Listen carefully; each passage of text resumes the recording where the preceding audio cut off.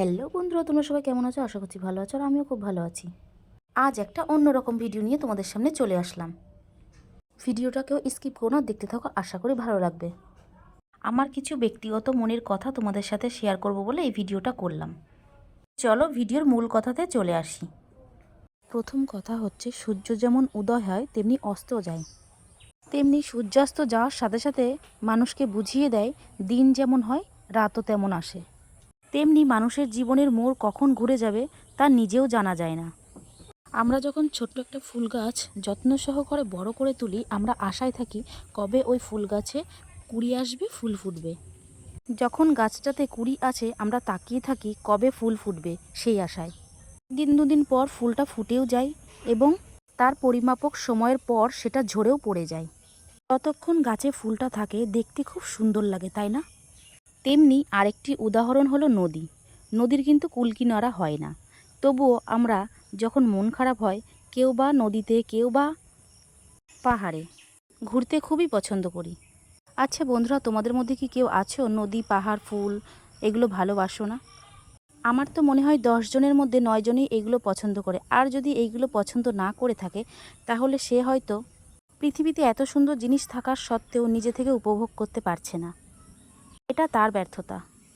তো যাই হোক, এই ভিডিওতে যেসব বাড়িঘর বিল্ডিংগুলো দেখতে পাচ্ছ, তোমাদের কেমন লাগছে বলো? ওই যে একটা গান আছে না, এ শহর বড় অচেনা, কেউ বোঝে না, ঠিক এরকম লাগছে আমার কাছে। হতে পারে অচেনা, কিন্তু জায়গাটা আমার কাছে বেশ ভালো লেগেছে। তাই বলে কিন্তু গ্রামের পরিবেশ ভুলে গেলে চলবে না বন্ধুরা। ও দাঁড়াও দাঁড়াও, তোমাদের কাছে তো একটা কথা জিজ্ঞাসা করতে ভুলেই গেছি, তোমাদের কোনটা ভালো লাগে, গ্রাম না শহর? এই ভিডিওটা দেখার পর ভিডিওর কমেন্ট বক্সে নাম মেনশন করবে, যে গ্রামে থাকো গ্রামের নাম, আর যে শহরে থাকো শহরের নাম। আর হ্যাঁ, আমাকেও অনেকে কমেন্ট করে জিজ্ঞাসা করেছো যে দিদিভাই তোমার বাড়ি কোথায়? আমার বাড়ি গ্রামে। সত্যি বলতে, সকালবেলায় পাখির কলরব, গাছে গাছে লাল সাদা ফুল ফুটে থাকা, ঘুম থেকে উঠে সাজিতে করে ফুল তোলা, এই জীবনের মধ্যে কিন্তু অন্যরকম আনন্দ। শহরের দিকে কিন্তু এই জিনিসটা উপভোগ করা যায় না। গ্রাম থেকে ফুল নিয়ে গিয়ে শহরে কিন্তু অনেকেই ব্যবসা করে, কিন্তু নিজে হাতে ওই কাজটা করার যে কী শান্তি, যারা করো তারা এটা ভালো বলতে পারবে। কাল গেছে জন্মাষ্টমী, জন্মাষ্টমীর অনেক অনেক শুভেচ্ছা সব বন্ধুদের। কাল মনটা একটু খারাপ ছিল, কাল ছিল জন্মাষ্টমী। তো জন্মাষ্টমীর দিন আমার ঘরে গোপুসোনা আছে, আর গোপুসোনাকে ঠিকমতো আদর যত্ন করতে পারিনি।